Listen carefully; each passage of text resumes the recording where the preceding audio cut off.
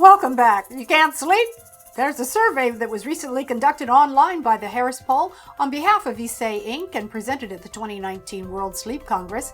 It's called How America Sleeps and Wakes. Well, they found that 90% of patients with insomnia or sleeping difficulties agreed that having a good night's sleep means having a good day the next morning.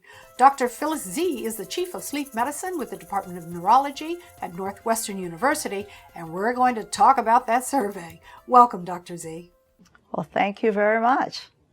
Well, I happen to be one of those people who has trouble sleeping. So what's insomnia?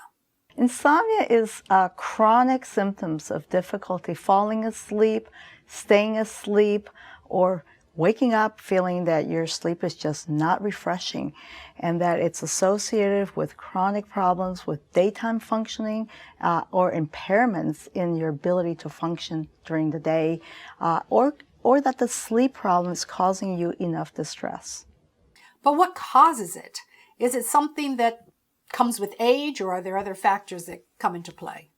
Well, it does, insomnia is very prevalent. It affects maybe about 30% of our general population. And as you said, as one gets older, it's even more prominent. It can affect up to about 50% of older individuals with having chronic problems with their sleep. The causes are really multifactorial. Some of it is biology, that some of us have a higher predisposition for developing insomnia.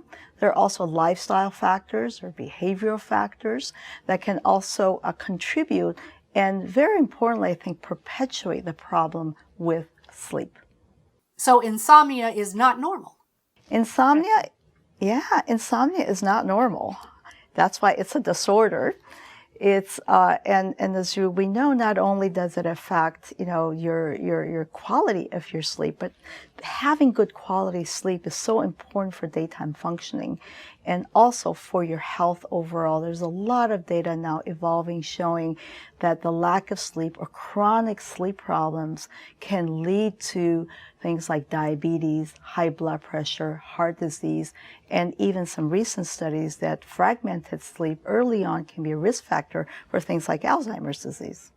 So how do you know the difference between insomnia or maybe anxiety or something else that's keeping you awake? Well, people with insomnia do know that it's trouble falling asleep, staying asleep. That's chronic. It has to last 3 months or longer. And also that your poor daytime functioning or your quality of life is negatively impacted by the problems with your sleep. So it's really twofold. It's the chronicity of it, but also the impact of it on daytime function.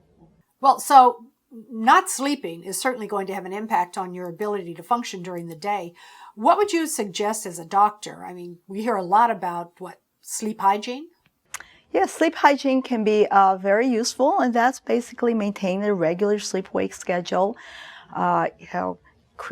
dimming those lights during the night, but also very importantly, what you do during the day. And that's why insomnia is such a problem, because if you don't get a good night's sleep, you can't do those healthy habits during the day, or it's harder to do, for example, exercise, for example, eating well. All of those factors can positively also affect sleep.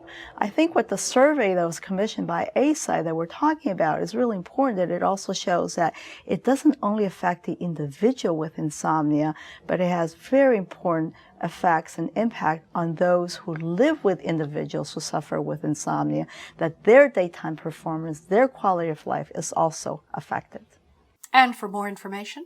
There is a really useful and I think very informative website called dayafterinsomnia.com that can give you more insight into the survey, but also about people with insomnia and where to get a better night's sleep.